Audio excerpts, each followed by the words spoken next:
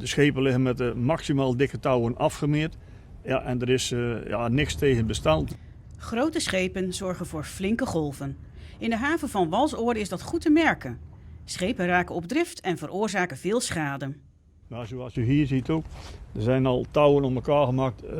Die springen af, een eindje ketting er tegen om te proberen om het wat vaster te houden, maar ja, zonder resultaat.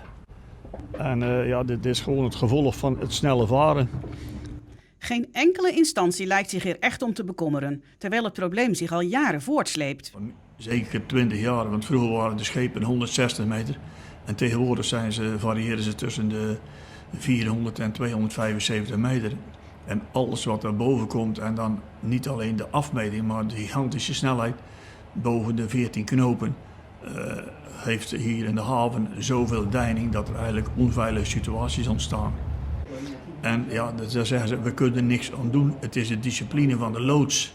En wij zijn nu weer pas in gesprek geweest met de Nederlandse loodswezen. En daar is wel redelijk met te praten. Maar de Belgen, die varen hier ook voorbij.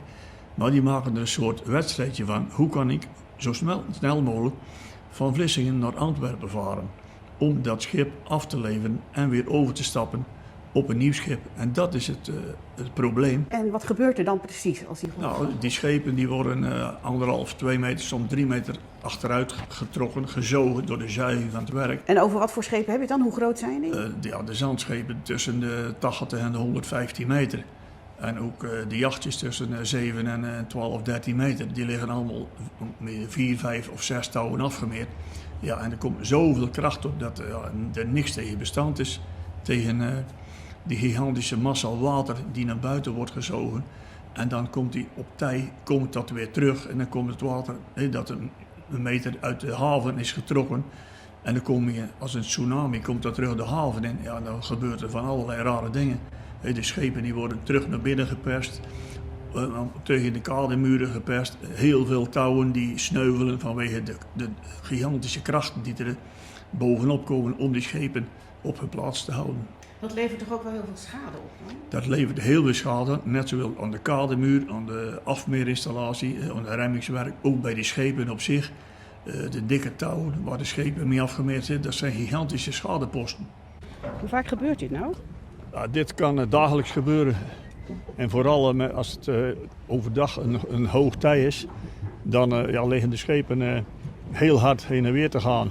Kijk, die schepen die worden afgemeerd met die dikke rubberen ballen tussen de afmeerpalen om aan de schepen de schade te voorkomen. In de winter liggen heel wat schepen voor onderhoud aan wal. Maar ook daar zorgt de hoge golfslag voor problemen. Maar soms is de eigenaar bang dat zo'n schip gaat schuiven op de stoppingen. En die mensen die daaronder werken, is dat een gigantische risico als dat zo met zoveel geweld gebeurt. Dus eigenlijk is het verbazingwekkend dat er nog niks fout is gegaan. Wij zeggen altijd, het moet nog eerst de eerste keer zijn dat door de snelheid dat er nog steeds geen ongelukken gebeurt.